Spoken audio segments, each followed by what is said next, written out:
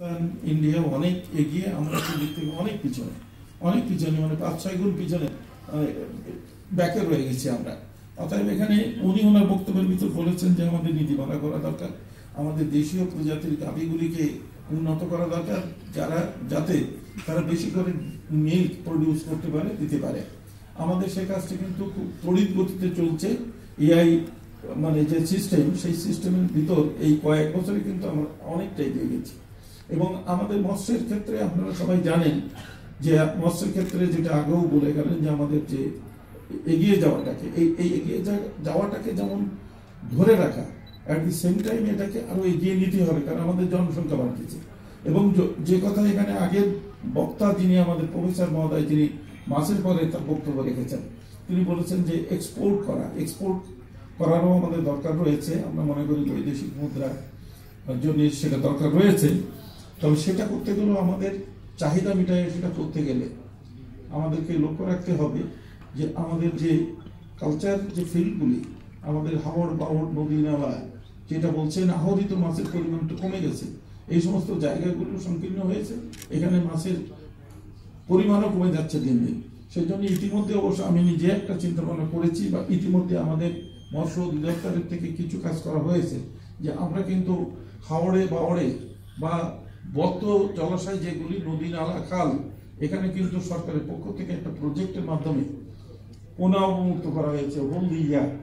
এবং সেই প্রজেক্টটি আমাদের শেষ হয়ে গেল, আমরা রেভিনিউ খাতের থেকে কিন্তু পোনা অবমুক্ত করব। এবং আমি এটাকে খুবই গুরুত্ব দিয়েছি এই কারণে যে এই পোনা অবমুক্ত করাও কিন্তু আমাদের প্রোডাকশনে একটা বিরাট রকমের ইমপ্রুভমেন্ট এনেছে। অর্থাৎ আমরা এটাকে যদি বন্ধ করে দিই, তাহলে আমরা ওই আহরিত মাছের পরিমাণ যেটা নদী নালার থেকে আমরা পাই, সেটা আমাদের কমে যাবে। এই চিন্তা ভাবনা কিন্তু আমি যেটাকে গুরুত্ব দিয়েছি যে এটা আমাদের মানে অব্যাহত রাখতে হবে। এবং এগুলি হচ্ছে কিন্তু মিঠা পানিতে। ঠিক তেমনি ভাবে আমাদের সামুদ্রিক অর্থাৎ উপকূলীয় অঞ্চল, আমি উপকূলীয় অঞ্চলের লোক, যেহেতু আমার বাড়ি হচ্ছে খুলনা সাতক্ষীরা থেকে আরম্ভ করে কক্সবাজার পর্যন্ত উপকূলীয় অঞ্চলে আমাদের যে মাছটি ছিল, আমাদের ন্যাচারাল মাছ, আমাদের যে সাপ্লাইটি ছিল প্রথমে, মানে আমাদের এই দেশের সব থেকে বড় সাপ্লাই, তখন কালচার অত হতো না।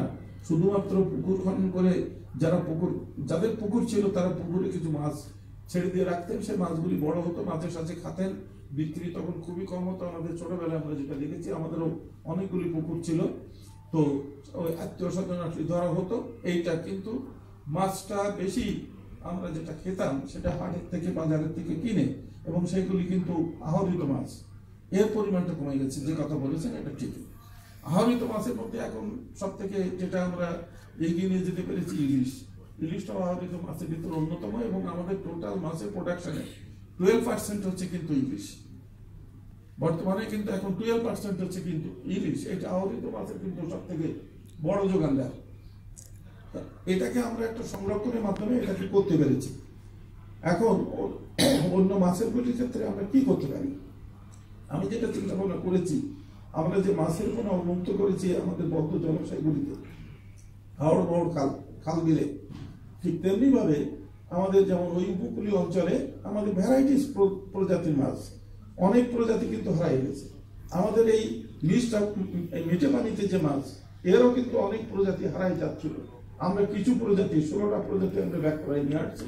এবং শুধু ব্যাক করাই নিয়ে আসি নেই, এ নিয়ে আমরা একটা সেটাকে দেখানো যে আমরা ব্যাক করাইছি তা না, এগুলি হ্যাচারির মাধ্যমে এর পোনা তৈরি করে এগুলি সাপ্লাই দেওয়া শুরু হয়েছে। যে কারণে আজকে আপনারা বাজারে যেটা পাচ্ছেন ওই যে পাবদা মাছ, এই পাবদা মাছটা কিন্তু ব্যাক করাই নিয়ে এসে এটা প্রচুর পরিমাণে এই ময়মনসিংহে কিন্তু এটা খুবই সাকসেসফুল হয়েছে, এবং প্রচুর পোনা কিন্তু এখন বিক্রি হচ্ছে। ঠিক তেমনি ভাবে আমাদের যেমন ফলই মাছ, তারপরে ওই ট্যাংরা, মানে এই ট্যাংরা মিষ্টি পানির ট্যাংরা, বা আমাদের ওদিকে লোনা পানির ট্যাংরা আছে, এইগুলি কিন্তু ফিরাই নিয়ে আসা হয়েছে। ঠিক তেমনি ভাবে আমাদের ধরেন দেশি সরপুরি বা ভেদা মাছ, এগুলিকে আমরা প্রত্যেকটাকে ব্যাক করানোর চেষ্টা করছি।